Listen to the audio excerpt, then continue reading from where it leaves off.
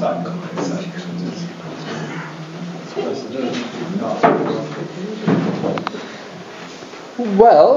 kia ora tātou, and welcome to this research presentation by John O'Arthur. We have a kind of tradition here in Christchurch that with Masters students and others, staff members and others who've been involved in research, we want to give them an opportunity to present their findings. So we honour Jono for the work that he's done in his research. But there's another dimension to our gathering today, and that is to acknowledge our bicultural foundations here in Aotearoa, New Zealand. And we're very greatly honoured to have, in fact, a descendant of Wiremu Tamihana with us today. So Daryl, we welcome you. Daryl, our kaumātua here at the Christchurch campus. And Daryl's going to respond to Jono's presentation.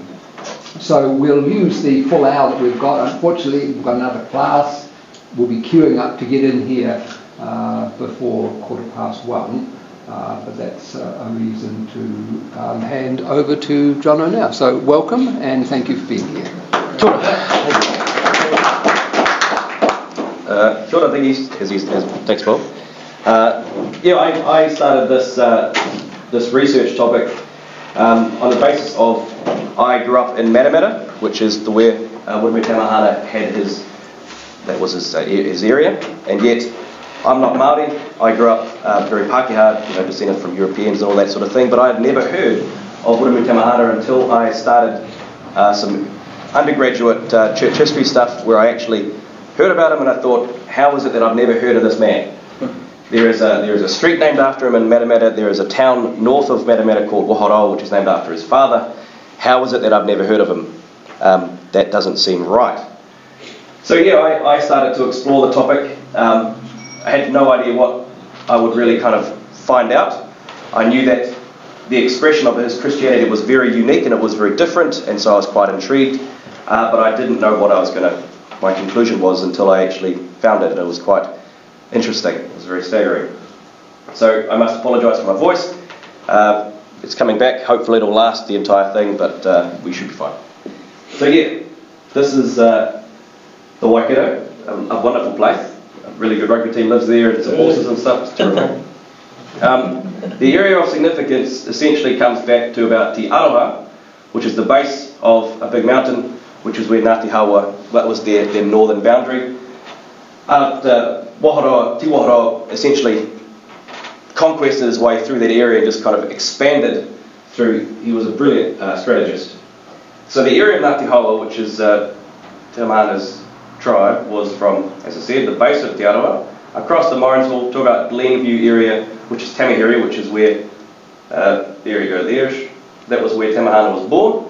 And then it came down the south through Cambridge and along to this mountain here, which is Mangatautari, which is a very richly steeped in myth, and it's just a very prominent mountain for Ngāti Hawa and also Ngāti Raukawa, which is south of there too. And it was their fortified position. It was a very safe place, a huge vantage point to overlook places. From there, then it went across. This is now Lake Kirapura and Waikato River coming down here, and then it would just pretty much go across toward Henawura, which is where the Henawura stone was, and pretty much a straight line across and up. But also Tamihana's influence.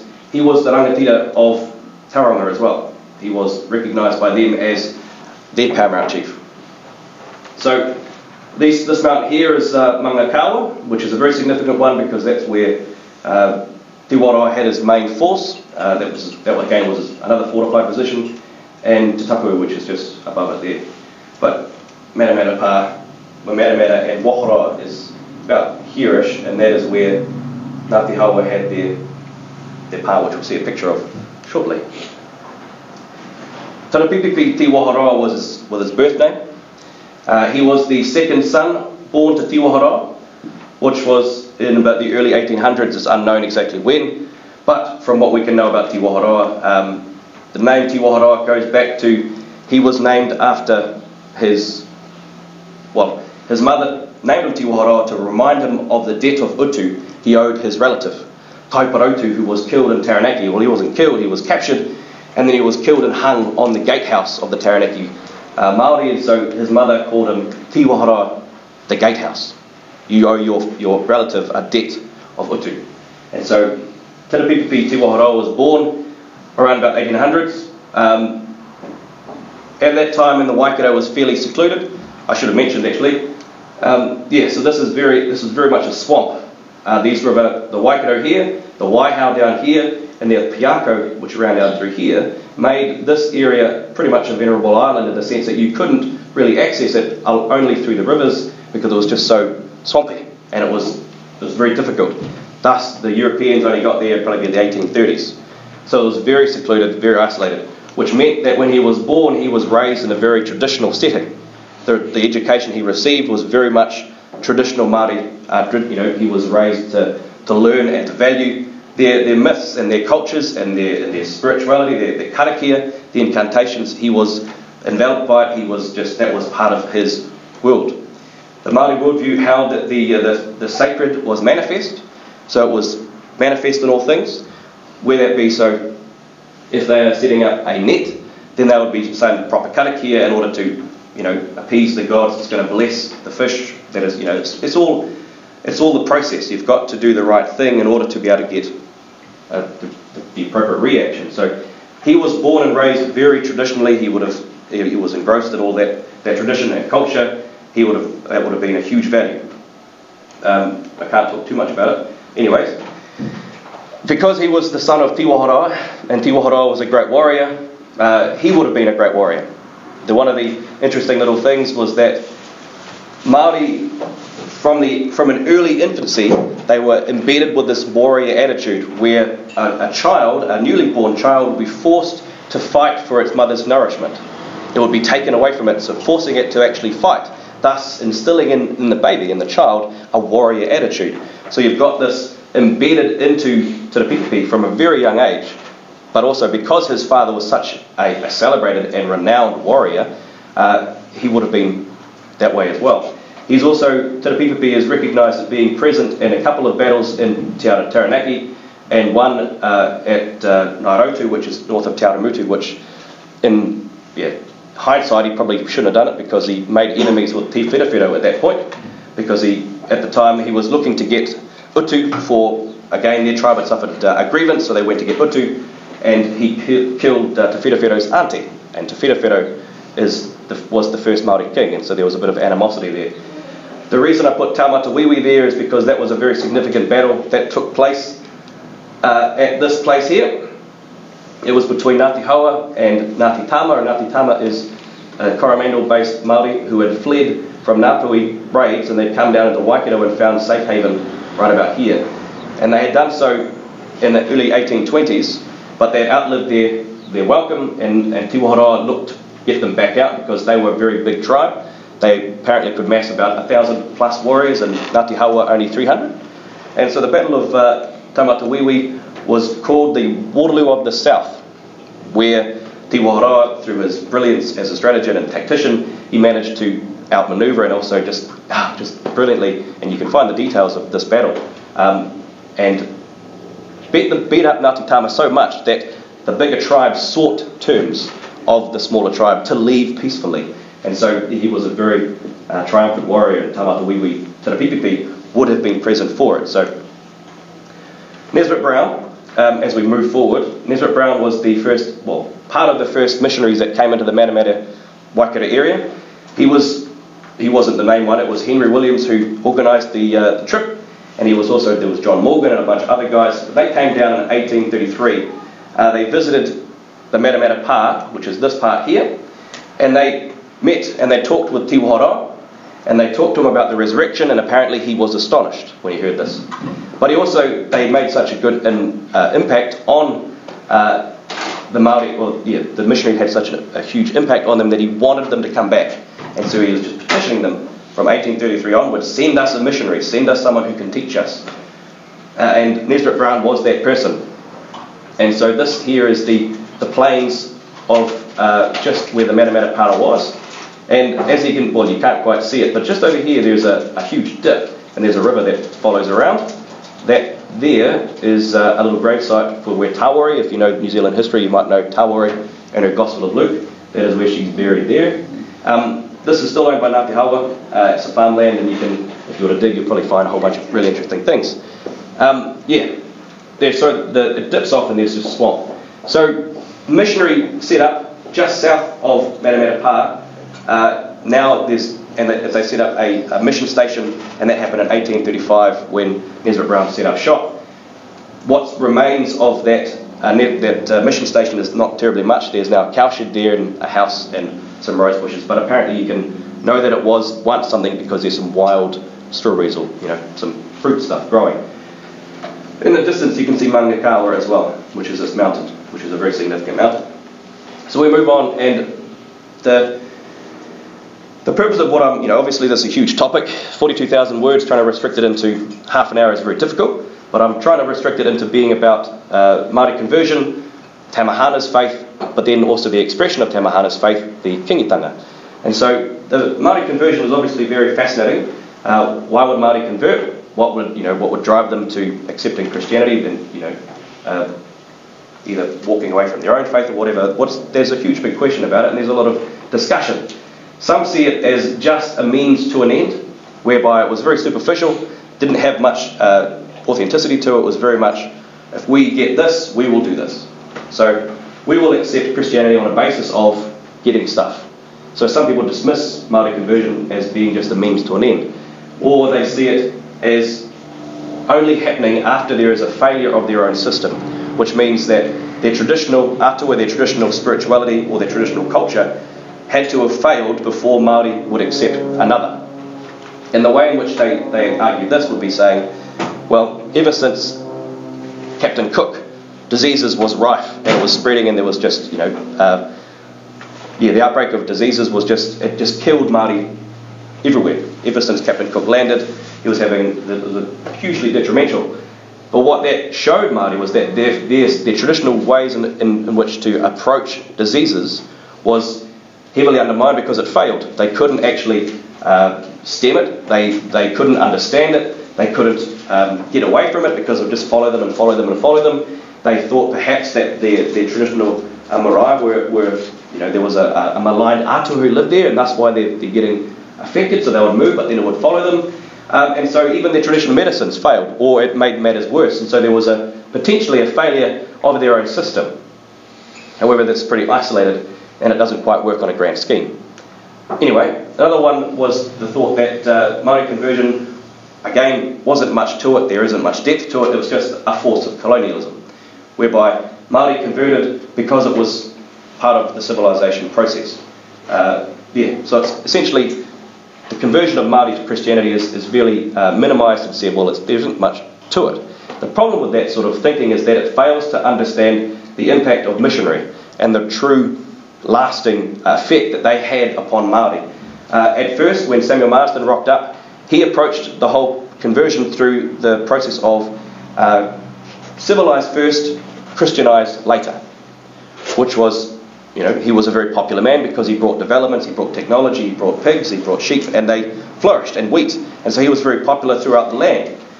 But he didn't, at those early times, it was 1814 when he first came over, well, he had come over earlier, but there wasn't any success. It wasn't until probably the early or mid-1820s when they had one convert, and so there was just nothing really happening. But also, missionary weren't really well respected at that time. They weren't perceived to have any great mana or significance about them that made Māori respect them. This kind of changed a little bit when Henry Williams turned up, 1823 I believe, and his approach was very different. He said, no, we want to Christianise first and civilise after. And so he set up the schools where they would teach, which brings me to the second point, literacy. They would teach Māori to read and write in Māori through the Bible. It's fascinating because the missionary had the monopoly of the schools, and they obviously figured out what they wanted to teach, and what they wanted to teach was the Bible. And so the Bible structured their entire learning system. They'll do games, they'll do memory verses, they would learn to memorise, literacy. But the other reason why I think this had such a huge impact is because of the oral tradition of the Māori themselves. We kind of failed to understand the true grasp of the impact of some sort of new technology like literacy because we've always been literate. But for people who have a highly valued tradition of an oral culture that really values the oral, recollection of things, and sitting around the campfire and sitting around in their huts and just discussing words and discussing stories and just talking about things, they had a huge love of words. So when you've got literacy that turns up, but then also when you bring it back to the fact that they've got this, there is a sacredness to the words, where there is a power in the karakia. So you've got the words that they can say through an incantation can actually have impact in the spiritual world. So when you've got literacy that has words on a paper, well, these words can be perceived as being even more powerful. So it's quite a fascinating thing that is largely missed in a lot of in the scholarship that you see, is that literacy is tremendously impacting on Māori, and so much so that it is spread like wildfire, to the point where missionary would head south looking to find, where they would head south to essentially to teach the gospel, they would discover Christian settlements all along the way. In 1833, when Henry Williams when he came south, he met in 1833, this is very early on, the community at Thames. They could correctly recite to him the liturgy, they correctly respond to the right prayers, and this was before any white people had been there. So the power of literacy was that Māori just grasped it with so much fervour and so much passion that they took it to themselves. And so it just spread, which I can't talk about the great details of it because it's just phenomenal, the impact of literacy.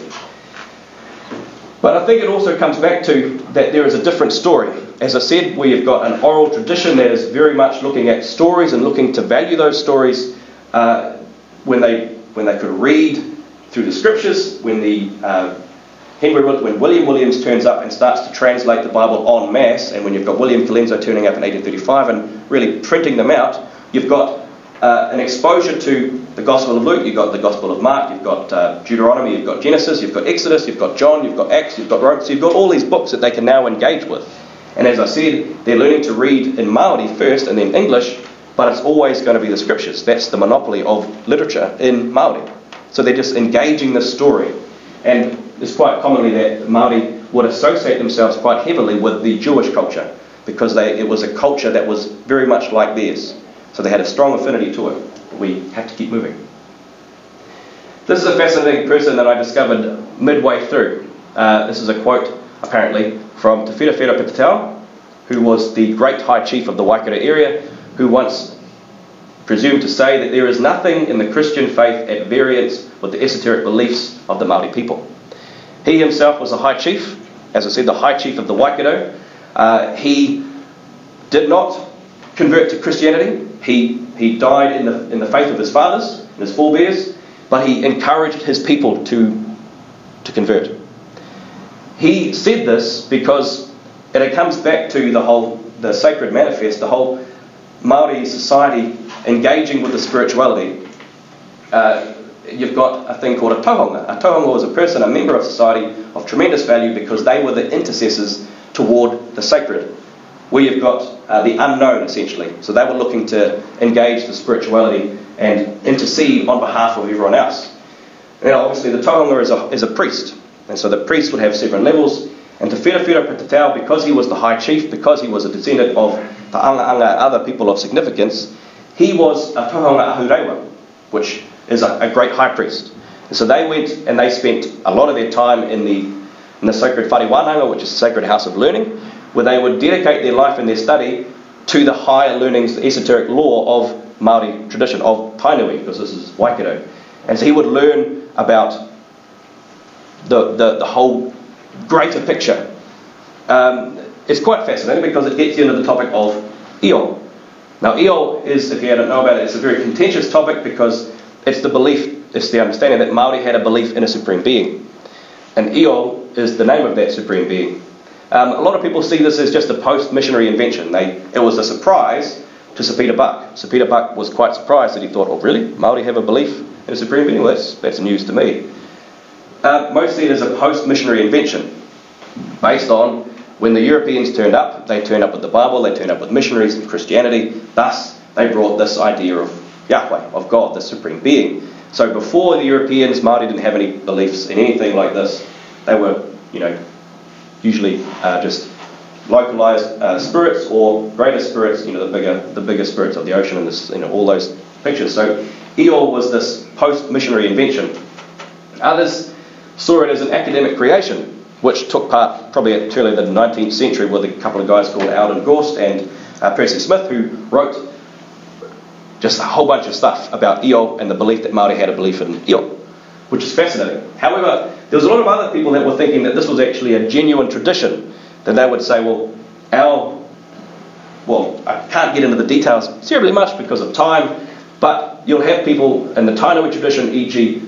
Pete Huranui wrote a book on the account of Te Whirawhero Katatau, the first Māori king, and in that he really looks to grasp the significance of Te Whirawhero's status as a high priest. And so he does the whole teachings behind that. Plus you've got the teachings of, the thoughts of Māori Marston, Bishop Māori Marston from Ngāpuhi. You've got the lingering oral traditions from Kaitahu down here. You've got Ngāti Tuwharetoa in Taupo area, the same sort of oral traditions that say, actually, yes, we have a belief. We have this idea of Io. And when you actually look to understand, okay, are there similarities between Io and, say, the scriptures? Well, yes, there are. Because Io goes back, and when you look at the way in which Māori would go about education, they always go, they look to the past to bring them to the future. And so they're consistently going back and back and back. And so what is described is that you would go back to Te Kore, the formless void, which is where you would find Io, at the centre of that. So Io is at the formless void. And then you've got other names like Io Te Matua, the first parent, Io Te Pukenga, the first cause, Io Te Takitaki, the foundation, Io Moa, the exalted, Io Roa, the eternal, Io Matanaro, which is the hidden face. And then this is the lingering point, which, is quite questionable. Well, this is one of the main questions is Io Urutapu, the most sacred, which is quite fascinating. As I said, fascinating, we can't linger too much, we've got to push on. But the point, what is the point of Io? What does that sort of give us any kind of addition to how we understand Māori conversion? Well, it gives us an understanding that Māori possessed a propensity toward the abstract. They could think deeply and theologically and philosophically about difficult issues and look to get a big picture. When the missionary turned up, some missionaries were very dismissed Māori intellect as being nothing. They were just a bunch of superstitious savages. Well, a rounded and a very holistic approach toward the universe, which Io is at the centre of, and the pith, which is where Io comes from. It comes from a pith, which is in the palm tree. Anyway, that's the centre of it, and that life bringing from the centre of this palm tree thing. So that Māori had this developed propensity toward an abstract idea is quite fascinating. It then would give the impression that where this is a possibility, well then, when you're looking at Māori conversion, it cannot be on a basis of this sort of understanding. It cannot be superficial. It has to be quite deep. It has to be quite well thought through, which brings me to Tamihana. Tamihana was thought to have said, he's recorded it in believing that Jesus was a more powerful and better-natured atua, which stemmed a lot of my research and my studies. The purpose of that is because obviously Tamihana didn't write a testimony. He didn't write his theology out. You get snippets from different people and you can understand the context, and so this phrase, this basis of his faith, a more powerful and better-natured atua, was the foundation from which we'll move from. So, as I said at the start, his name was Terapipipi Tiwaharoa. When he was baptised in 1839, he changed his name to Wiremu Tamihana. And in the day, that was a general practice of what you did. You would adopt a Christian name. Now that's fine and good. However, that again fails to understand that Māori worldview, which is the sacred is manifest. So the sacred is manifest in his name. So his old name, Terapipipi Tiwaharoa, that linked him to his heritage of the incantations that linked him to the karakia and the atua and all those spiritual ties that he had to the past. And so he said, no, we have to disconnect from that, and we have to be starting in Jesus. And so with the change of name, he is essentially disconnecting the link, which is, that's quite an interesting kind of thought when you kind of pan it out. From what I went from here is that I looked to see, well, what makes up Maori society, what would have been a very powerful impact on Tamihana? Well, tapu. The idea of tapu is that it is sacred, it is set apart. And tapu governed Maori society in those times, whereby it restricted what you did and all these sorts of things, and it was a force. And it was, usually it came from the gods in the sense of, the gods make things tapu. Or you can make things tapu in order, it's just a tapu. And it was a very powerful thing. So when you've got Tamihana engaging his faith, he was also known to have a ferocious intellect. He was a very smart person. Te Wherewhero said he couldn't be trusted because he was so smart. So tapu, you've got this perspective where, as I said, you've got the Gospels are being translated into Māori, and so Tamihana is being able to interact with these Gospels and read about what is going on, whereas getting a different picture of tapu, because Jesus is quite overtly, quite clearly tapu. He is sacred. He is God manifest. He is this tapu person. He is set apart, and yet he is doing things that you wouldn't expect a tapu person to be doing. So he is going to places that you wouldn't go. Before I had a picture of a tauhanga who was tapu in his tapu state, and he's getting fed on a stick. Now, tauhanga, the priests, lived outside of the community because of their tapu status. They could not be inside. They had to be fed by a stick, by a child, because they couldn't touch their food. Otherwise, they'd become impure, and their tapu would be broken. And it was just this, they had to be constantly tapu. And yeah, it was just this, it's a very encompassing topic, but when you've got Tamihana engaging or looking to see what he can see in the gospel about Jesus' tapu, it's very different. It's a tapu that it could not be lost, where his tapu could be lost if he broke it. Well, the tapu that Jesus had could not be lost. It could not be reduced, where his tapu, it could be reduced. It couldn't be reduced in Jesus. He didn't lose it. He didn't. It just didn't stop. It did not restrict, where tapu would restrict you from going to certain places. Jesus' tapu did not. He just kept going. And it could not be offended. Where tapu, in the Māori understanding, was you cannot break it because you bear the result of breaking it. Well, Jesus would touch lepers. He would touch unclean people. He would touch people who were not tapu. Thus you would think, well, that's breaking his... Well, no, actually, it's quite different. And so you've got this picture that is quite clearly, when you're looking at the type of man that Tamihana was, he can clearly picture this, that this is a very different way in which you understand tapu. Another picture is mana. Mana is a physical expression of tapu. So that tapu-ness that comes from the gods, it's a physical expression of tapu that emanates from the gods. So it emanates from your ancestors. Now, Te Wherewhero once said that you will see my mana through the thrust and parry of my ancestors. So he's saying when he's fighting, you will see the mana of his ancestors because it's coming out. So it's manifesting in his warrior prowess, and he was a mighty warrior. So mana, in that Māori perspective, is also another fascinating thing. It's a good word here, I've got a quote. It demands a following amidst independently powerful men. So if you have mana, well then you are able to demand a following from independently powerful men. And when you read the Gospels accounts, you can see that, again, Jesus has mana, because he has that, he demands the following. And so you've got this huge response that happens, but also you've got a lingering impact of his mana because it's 2,000 years later and people are coming from across the world and they're still impacted by this person's mana. And then the other different thing about Jesus' mana is the fact that it's not through the force of his patu, of his taiha, of his, it's different. He is not looking to glorify his mana through fighting, through conquering, through consuming his enemies. No, he is doing it through service. And he is doing it, he's doing it by obedience, and it's this very different picture. So you've got this complete revolutionary picture of life. So where you've got a better natured atua, Tamihana, he never denied the reality of the existence of his previous beliefs. He said that the spirits, the atua, those are real things, And there was many stories that could be told from the sources that showed that that was the case, that these things are real, and yet he would say Jesus is a better natured and a more powerful one. And you can see why you get that picture when you look at the type of information that he could read. This is something that I can't touch on but ask me about it afterwards. The Maori vehicles by which theological concepts could be understood. It's fascinating. Ask me about it later because I can't do it now.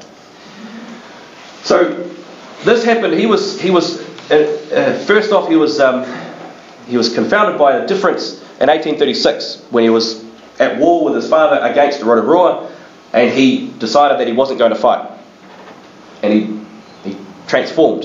For 1836, he was baptised. 1839, his father died. 1837 or 8. Anyway, he wasn't he was the second son. He didn't become chief, but his older brother did. But then the older brother was passed over because of the mana that Tamihana possessed. They saw in him leadership. They saw him in qualities that he actually had.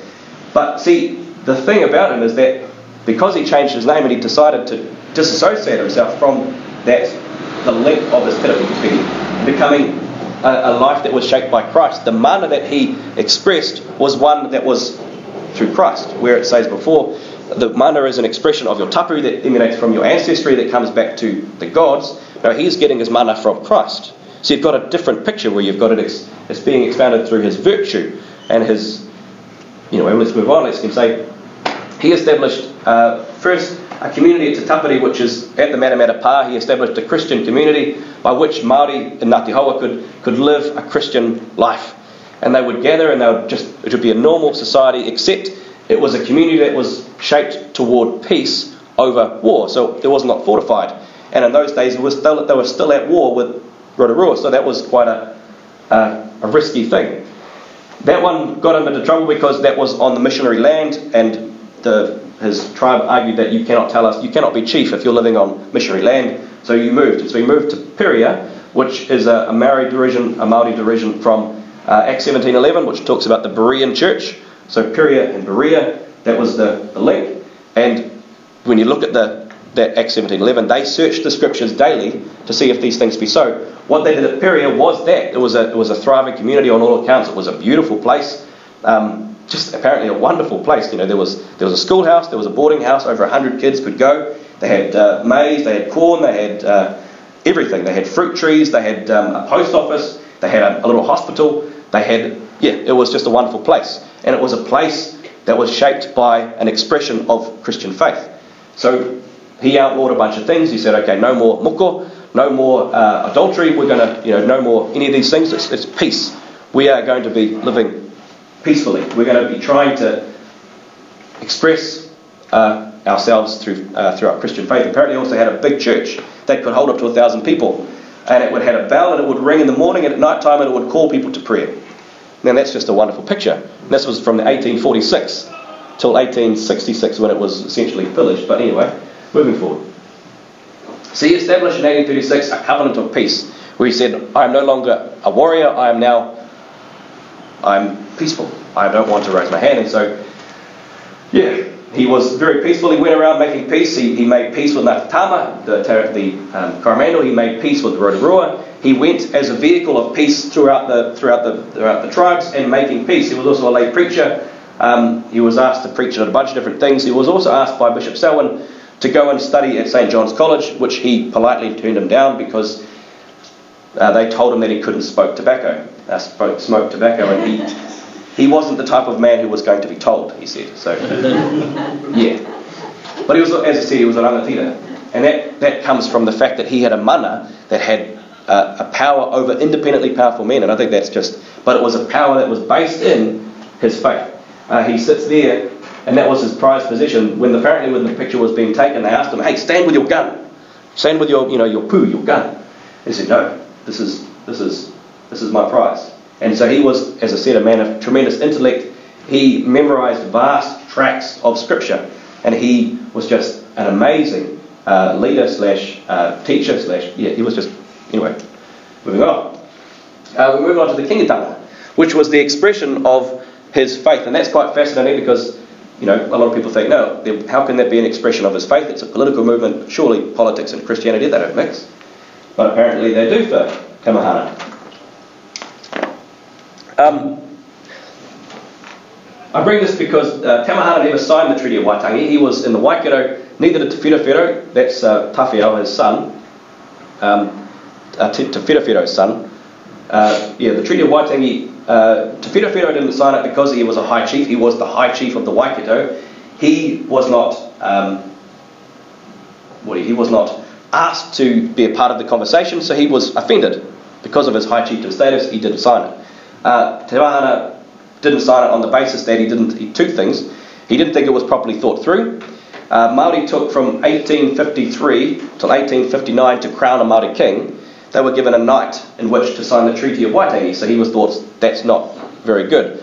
We, as a Māori culture, they would, when they got the scriptures, and that's another reason why there was such a huge impact, they would go by word. They would look at the word, they'd look at the sentence, they'd look at the paragraph, and they'd look to see what is the meaning of this. So they were just, as I said, they were lovers of the written form, and so the Treaty of Waitangi, he didn't sign it on the basis that there wasn't given enough time. But it stipulates that, as does the 1852 Constitution, Section 71, that said if it was conducive to civil society, Māori had the right to govern themselves in their areas, provided it was conducive to civil society. Hence what the Treaty of Waitangi said, this tiraranga tiratanga, in their area of their authority, they can govern themselves. So this is the basis legally for a kingitanga, where you've got to say, well, where there is a civil society, where the Māori society is in accordance to civil society, they have a constitutional right in order to govern themselves. 1852 was when the settler constitution, or the settler government, was established. There was no Māori representation. I'm pretty sure the Americans went to war because there was taxation without representation. The Māori didn't have any representation. They were over double the population at that point. No representation. You didn't have a vote unless you owned land. Again, the very different way in which Māori perceived land was that they didn't own it. It was part of a tribal thing, so they didn't have a vote. So there was just no voice. Even though they were the dominant force, they were the dominant people, they had no voice. And there was also issue around the whole land sales. The Taranaki War started because they had failed to follow the rules. The governor decided to accept. We can't get into that. There was issue. There was issues with Māori weren't getting listened to. They weren't having a voice to be able to express what they wanted to happen. And in the Waikato, they felt themselves fairly removed from that. And as I showed you from that picture before, it's a fairly huge area, and that doesn't even. The Waikato would truly extend up to Hunua Ranges, right up there, just south of Auckland. That's where it goes, and also down to further south to Taupo. That's Tūwharetoa was part of the kingitanga. So that's the reason for, and a very smart, very interesting missionary by the name of Thomas Grace, who was based at Tūwharetoa in Taupo. He said, if we deny them the rights of British subjects and thereby ourselves break the Treaty of Waitangi, we should not be astonished if they themselves seek protection for themselves. He said that in 1858. They established the king in that year and formalised in 1859. So he understood. He was a very interesting missionary because he understood they weren't getting a fair deal. However, this is the coat of arms for the kingitanga, and the fascinating thing about this is matariki, which means set apart. It is said that Te Whirawhiro saw himself acceptable to become the king because it spoke to his pride, or not his pride, but it spoke to him as being a tohunga ahurewa, a set apart tohunga, a tohunga of the highest regard, set apart, matariki, set apart. He saw it speaking to that, kind of honouring him, so that's why he took it. However, you cannot separate the sacred from the man from this. What time have we got? Crap, I'm going really fast. Sorry, I have to speed it up. Tamihana argued from Deuteronomy 17:15, which was, if you choose be sure to appoint over yourself a king, he must be from among your own people. He would argue Bonaparte was French, Victoria was English, Nicholas was Russian, Pomare was Tahitian. Why not Māori having a king? And he'd also argue, we can do the covenant, we can do the communion table, we can do all those other things, but a king we cannot have? Is it a sacred word? What's up? he would argue from the biblical perspective and saying, well, hey, we've been brought near. Ephesians 2:7, we were once far away, we've been brought near in the blood of Christ. The British were once far away, he would say, but they have been brought near. We have been brought near in Christ. So there is this picture that, hey, we've got a civilized society because we've been brought close in Christ. He would also put 3 sticks. This is a visual thing. He would say, okay, 1 stick is the governor. He's obviously looking after the Pākehā rights. He's looking to govern them. The other stick is the king, the Maori king. He is going to look after the Maori rights. And over the top of them is the queen. Is the queen's sovereignty. And is the law of God. So there is no conflict, he would argue.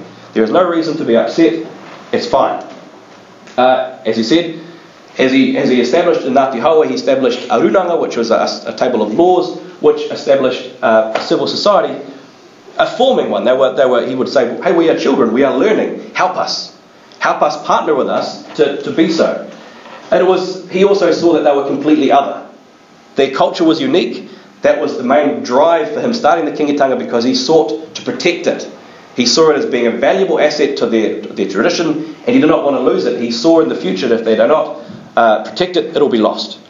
And so he said, well, we need to protect it, and the only way to do that is to be able to protect it ourselves, which is through a king. This is the area of support. That's, as I said, Waikato's fairly substantially, and the yellow is pretty much on the same side. They just didn't get into the party when it came time to war. The problem was that it wasn't accepted. Though he wanted peace, he was arguing for peace, he fought for peace, peace would not be found. There were aggressors on the opposing sides. On his own side, there was Wiremu Poto, who was constantly harassing and constantly aggravating the situation, and Governor Gray wasn't really keen. He was a very interesting kind of guy.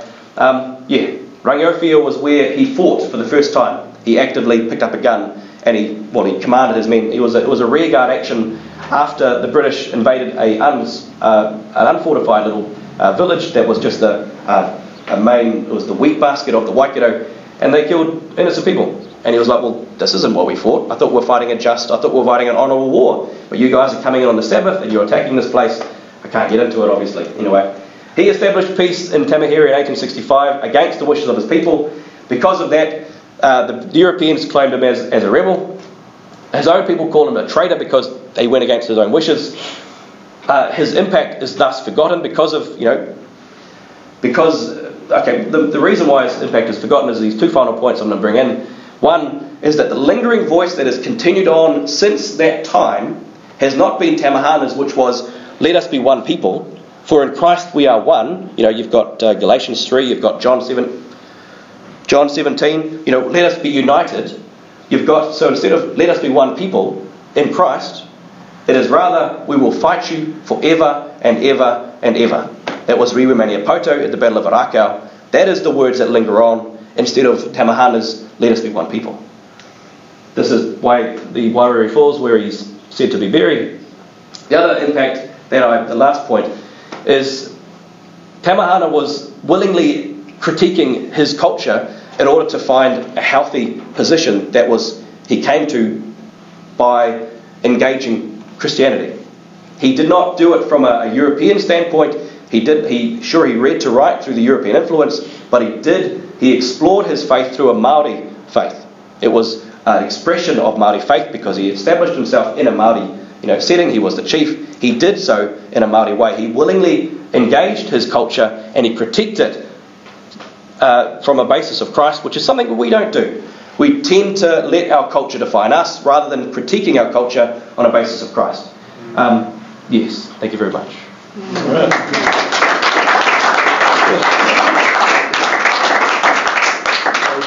Jono, thank you so much, and Daryl, we certainly look forward and sorry, Daryl. honour you and your response too. Yes. Kia ora everyone. Mea mahana kia koutou. Te mihi kia koe Jono mo tō mahi, mo tō whakaaro I rungi te ao Māori. Tore e hotia nā koe. Just to give you a little thing myself, I was born in Arawahia. My father was of Ngāti Tama. There were 3 brothers in the hauraki, Tama, Whanaungatanga and Maru. And so we are Ngāti Maru, Ngāti Tama. So, and my mother's from the Waikato, she's from Ngāti Whawhātia.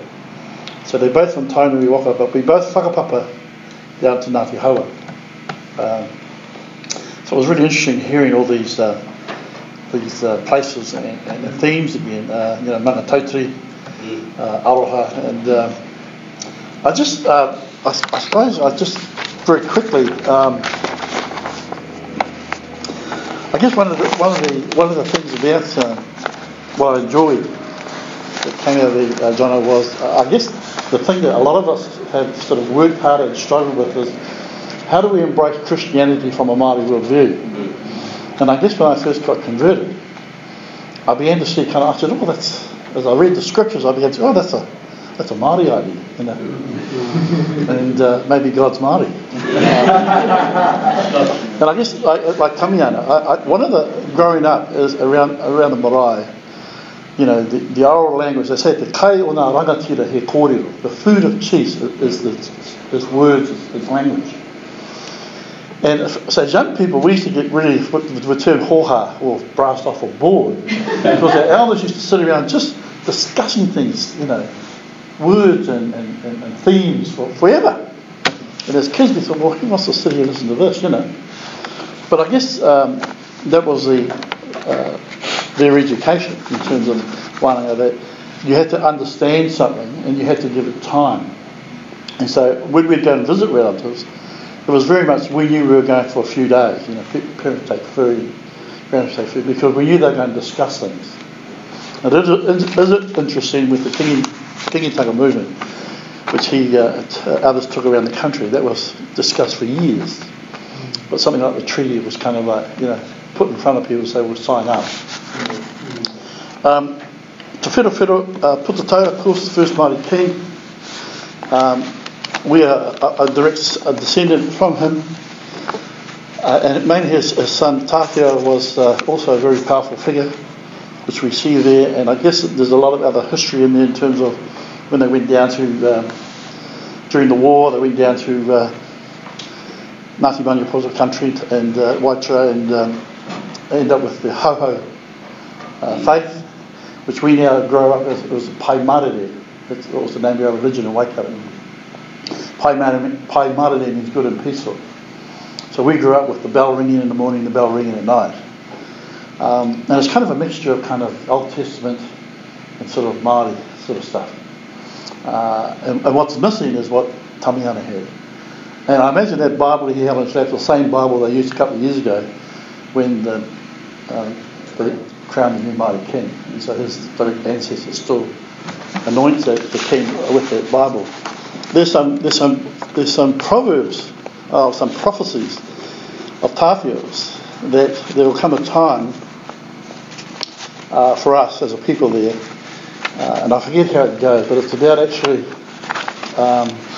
the essence or the spirit of God in our religion is under the mountain, and that there's a day comes when someone will go and get it.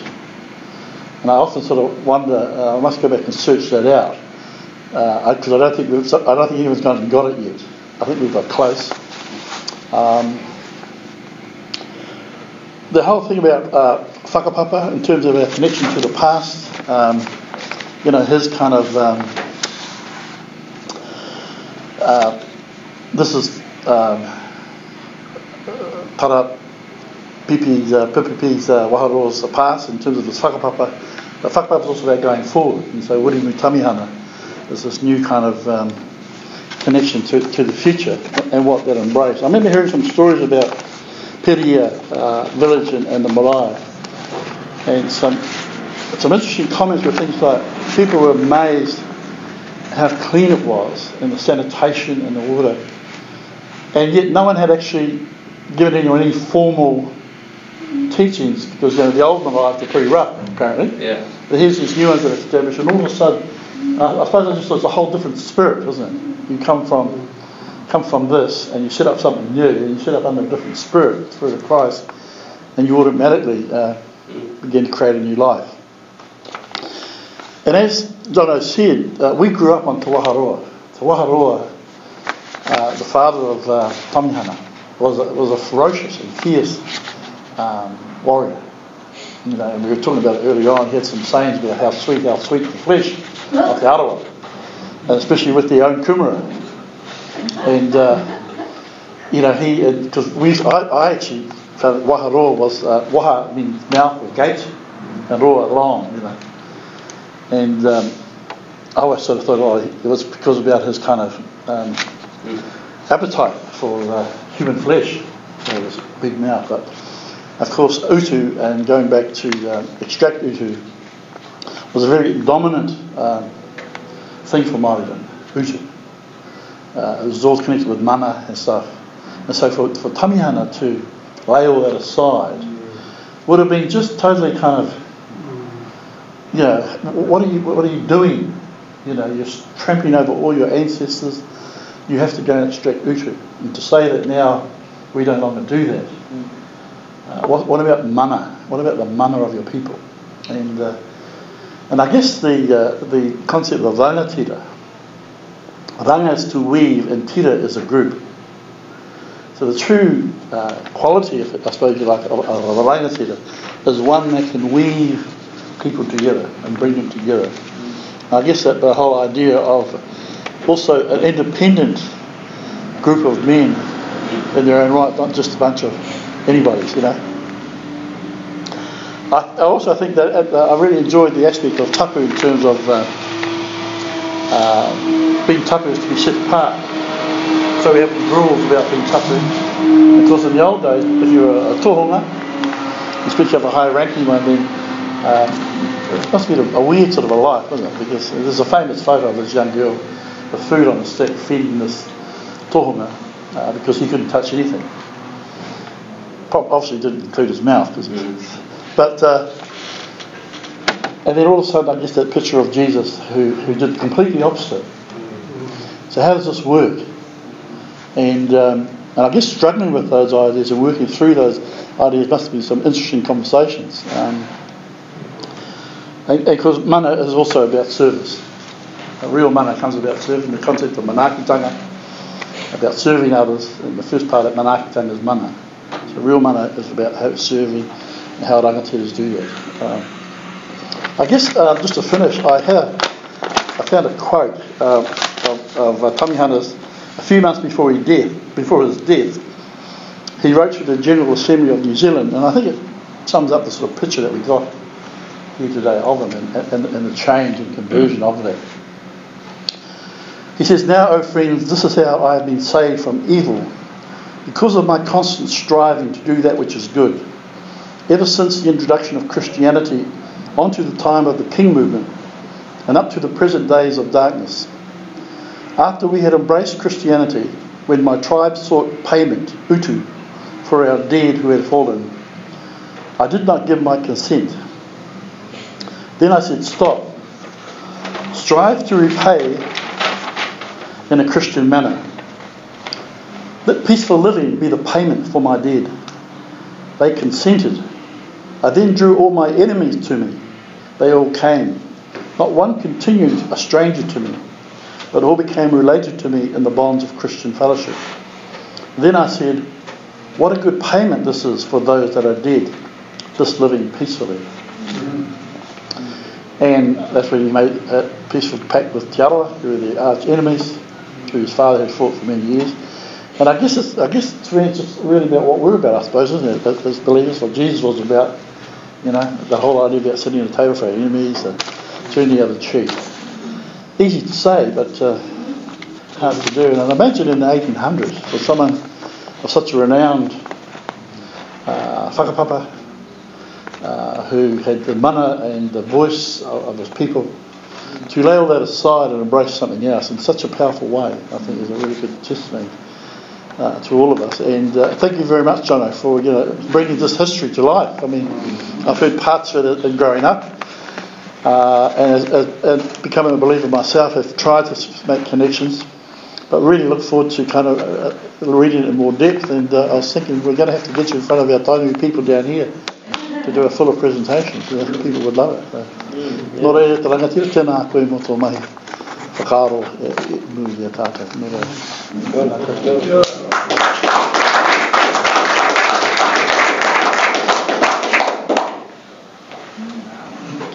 Well, we've got a few minutes, and I'm sorry the constraints of another lecture are due to start, but any questions or comments or clarification from Jono, just in the... Jono, I can imagine you can stay for a bit longer, but if the voice holds while we're together, while we've got things in mind. Any comments or questions? Yeah. Hi, I'm Stuart. I'm actually from Matamata. I grew up actually in the church at Wahara.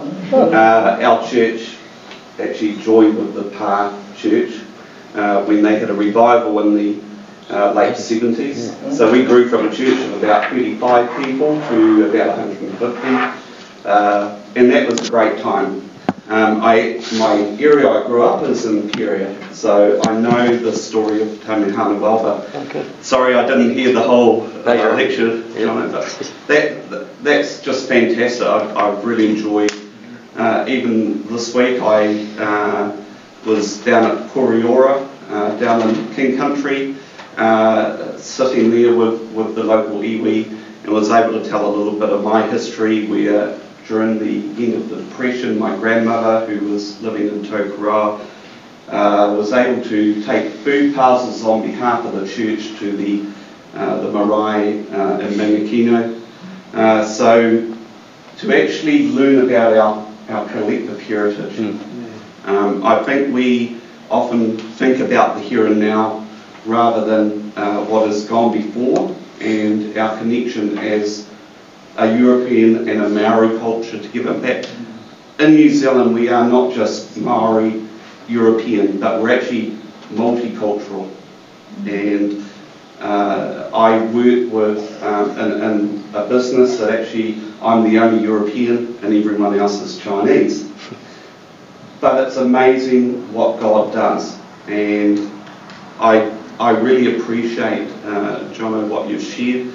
How sometimes it is difficult to be of faith when culture is against you, and we need to actually stand firm in our faith, but actually stand firm on God's word and actually take God's word into our culture.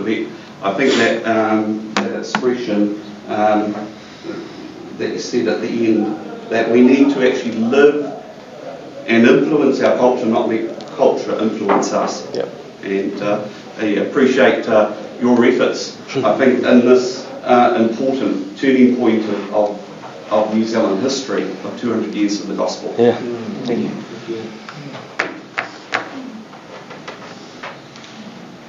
What were the Maori vehicles? Two stories. One was a... One was a story about it's all about it's a matter of being covered. And so the first one was there was a Maori a warrior who was fleeing for his life through enemy territory, and he was being hunted by his enemy. Then he saw a campfire, and he saw the campfire. There was an old man sitting there. So he ran up and just threw himself at the feet of the old fella and just stood there, just lay there. And then the enemies came out and looked to drag him away, but the old chief stood up and he covered this warrior with his cloak, thus covering him with his tapu, thus saying this person cannot be killed because he's been covered. So then that's an idea that there is atonement maybe, I don't know. But anyway, the next story, even more explicit. There was another warrior. He was lined up to be consumed, and he wasn't obviously up for that. And so he fought hard against it, and he clung to a chief, and he managed to break the nose of the chief, and it started to bleed, and so he started to smear himself with the blood of the chief, thus becoming tapu, thus being free, because he was freed by the blood of the chief. So there's this picture of chiefs are intrinsically tapu, and so they have an aspect that they can impart that tapu onto you. And so chief, Jesus would have been, you could see he's the great chief. I mean, Hebrews 7, he is the great high priest. And he gave himself as an offering. So you've got this picture, well, that's what the tauhanga did. The tauhanga would atone for the people's, when they break tapu, the tauhanga would then look to mediate that by taking the break upon themselves because they're in their tapu state. So there's this Anyways, there's plenty. It's quite fascinating the depth you can look into. But as you said, that's a Maori idea, and yeah, there's easily being able to understand the vehicles in it. Very cool. Well, that's a very good and positive and fine note to end on. And well, I mean, I'm inviting people to continue dialoguing with Jono out in our cafe area. But I think we should finish for now and let the next class come in. So, Jono, thank you to you, and Daryl, thank you to you.